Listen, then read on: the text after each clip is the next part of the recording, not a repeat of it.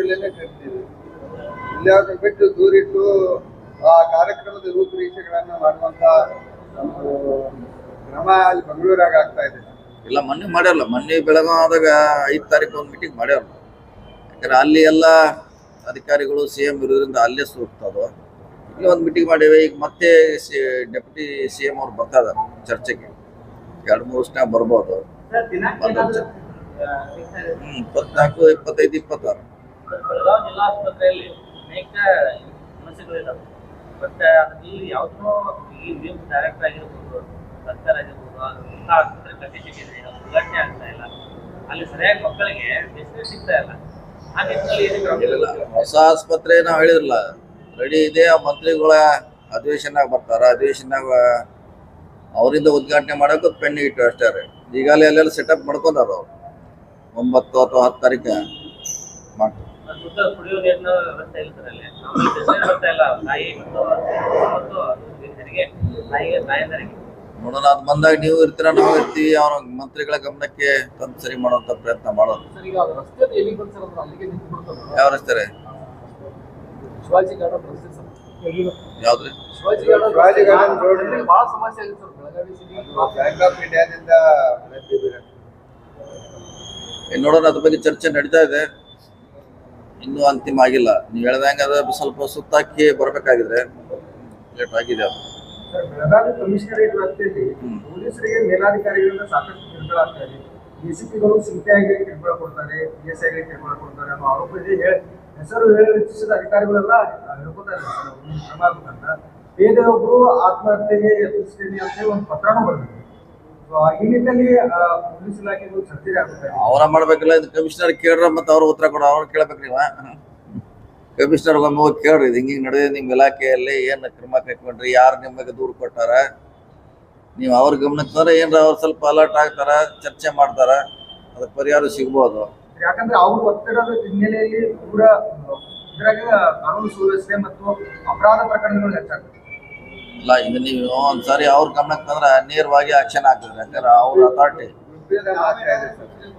ಅಂತ ನಾನು ಹೇಳ್ತೀನಿ. ನೀವು ಆರೋಗ್ಯ ಅಥಾರಿಟಿ ಅವರೇ ಡೈರೆಕ್ಟ್ ಆಕ್ಷನ್ ಆಗಿಬಿಡ್ತೈತೆ. ನಾನು ಕೂಡ ಹೇಳ್ತೀನಿ ಅವತ್ತೆ. ಅವ್ರ ಕಡೆ ಇದನ್ನ ಪ್ರಶ್ನೆ ಮಾಡೋದು ಬೆಟರ್. ಈಗ ಹಾಸನದಲ್ಲಿ ಸಿದ್ದರಾಮಯ್ಯ ಮಾದರಿಯಲ್ಲಿ ಕಾರ್ಯಕ್ರಮ ಮಾಡ್ತಾ ಇದ್ದೀವಿ. ಪಕ್ಷದ ಅಡಿಯಲ್ಲಿ ಕಾರ್ಯಕ್ರಮ ಮೊದಲು ಬೆಂಬಲಿಗರು ಮಾಡಬೇಕು, ಅವರ ಅಭಿಮಾನಿಗಳು ಮಾಡಬೇಕು. ಪಕ್ಷದ ಅಡಿಯಲ್ಲಿ ಕಾರ್ಯಕ್ರಮ ಎಲ್ಲ ಒಂದ್ರಲ್ಲ ಇದು ಕೇಳಿ ಇರೋದು. ಯಾವ್ದಿದ್ರು 5 ದಾನ ಅಲ್ಲ, ಪಕ್ಷದಿಂದ ಮಾಡುವ 5 ದಾನೆ, ಪಕ್ಷ ಇಲ್ಲದಕ್ಕೆ ಬ್ಯಾನರ್ ಲಿಕ್ ಮಾಡುವ 5 ದಾನೆ, ಎಲ್ಲ ಒಂದು 5 ದಾನೆ ಒಟ್ಟಿಗೆ ಟೋಟಲ್. ಅಧ್ಯಕ್ಷ ಪಕ್ಷದ ಅಡಿಯಲ್ಲಿ ಕಾರ್ಯಕ್ರಮ ಮಾಡ್ತೀವಿ. ಎಲ್ಲ ಒಂದು ಏನು ಅದು ಮಾಡುವಂತೆ ಇದು ಮಾಡುವಂತೆ ಒಟ್ರೆ ಅವರು 5ಕ್ಕೆ ಅವರೇ ಬರೋರು, ಕಾಂಗ್ರೆಸ್ಗೂ ಅವರೇ ಬರೋರು, ಯಾರು ಬಂದ್ರು ಅವರೇ ಬರೋರು. ಹಾಸನದಲ್ಲಿ ಮಾಡೋದು ವಿಶೇಷ ನಮ್ಗೆ ಗೊತ್ತಿಲ್ಲ ರೀ. ಏನು ಅಲ್ಲಿ ಉಸ್ತುವಾರಿ ಸಚಿವರು ಏನೋ ಮಾಡ್ತಿದ್ದಾರೆ, ನನಗೆ ಗೊತ್ತಿಲ್ಲ. ಅಲ್ಲೇನೋ ಉತ್ಸವ ಮಾಡೋಣ ಏನಾರ ಇಂಟ್ರೆಸ್ಟ್ ಇರ್ಬೇಕು, ಅವ್ರಿಗೆ ಮಾಡ್ತಿದ್ದಾರೆ. ಗಾಂಧೀಜಿಯವರ ಶತಮಾನೋತ್ಸವದ ಅಂಗವಾಗಿ ವಿಶೇಷ ಅನುದಾನ ಕೊಡ್ಬೇಕಂತ ಏನಾದ್ರು ಸರ್ಕಾರ ಮುಂದೆ ಬೇಡಿಕೆ ಇಡ್ತೀರಾ? ಅಭಿವೃದ್ಧಿ ಆಗುತ್ತೆ ವಿಶೇಷ ಆಗಿ ಹೋದ್ರೆ ಅದಕ್ಕೆ ಒಂದು ಅರ್ಥ ಬರ್ತಲ್ಲ. ಒಂದು 2-3 ನೀವು ಹೇಳ್ದಂಗೆ ಒಂದು 2-3 ಸ್ಮಾರಕಗಳನ್ನ ಬಿಲ್ಡಿಂಗ್ಗಳನ್ನ ಮಾಡ್ಬೇಕಂತ ಒಂದು ವಿಚಾರ ಇದೆ ಅಂತ. ನೀವು ಹೇಳ್ದಂಗೆ ಗಾಂಧೀಜಿ ಸ್ಟ್ಯಾಚ್ಯೂ, ಸುವರ್ಣಸೌಧದಲ್ಲಿ ನೀವು ಹೇಳ್ದಂಗೆ ಒಂದು 3-4 ಐಡೆಂಟಿಫೈ ಮಾಡಿದ್ದಾರೆ.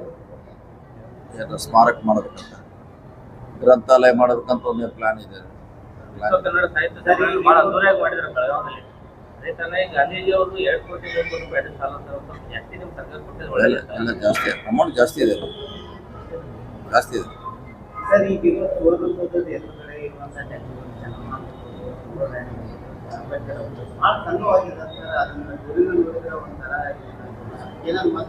ಏನ್ ಮಾಡೋರು ಹಿಂದಿನವ್ರು ಮಾಡ್ಬೇಕಲ್ಲ. ಈಗ ಸಣ್ಣ ದೊಡ್ಡದ ಇದು ಮಾಡಕ್ಕಿಲ್ಲ.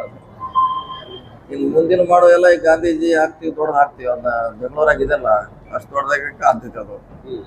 ಈಗ ಹಿಂದಿನ ಸರ್ಕಾರದವ್ರು ಮಾಡ್ಯಾರ, ಈಗೇನ್ ಮಾಡಕ್ ಬರ್ತದೆ? ಒಂದು ಸರ್ಕಾರ ಮಾಡಿದಾಗ ಏನ್ ಮಾಡಕ್ ಆಗೋದು? ಈಗ ನೀವ್ ಹೇಳ್ದಂಗೆ ದೊಡ್ಡದಾಗಬೇಕತ್ತ, ಹೈವೇದಿಂದ ಕಾಣೋದಿಲ್ಲ, ದೊಡ್ಡದಾಗಬೇಕು.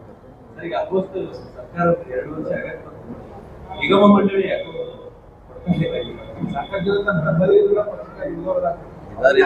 ನಾವೇ ಕಮಿಟಿಯಲ್ಲಿ ಮಾಡ್ತಾ ಇದೀವಿ, ಮಾಡೋಣ.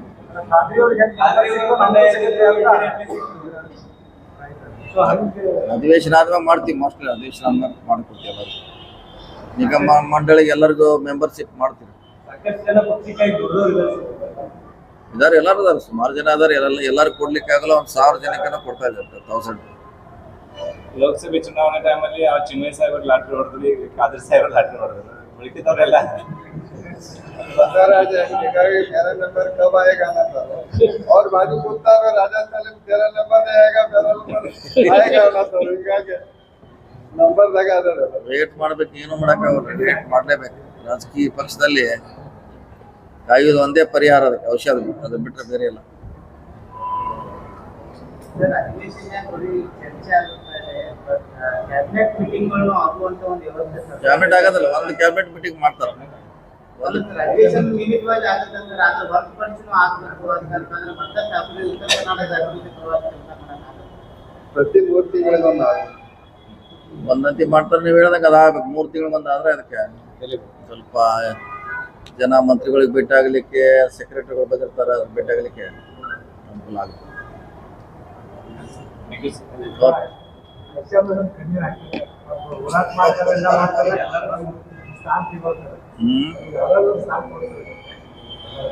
ಕೊಡಲ್ಲ, ಈ ಸಲ ಕೊಟ್ಟು ತೋರಿಸ್ಕೊಂಡು ಬರ್ತಾರೆ.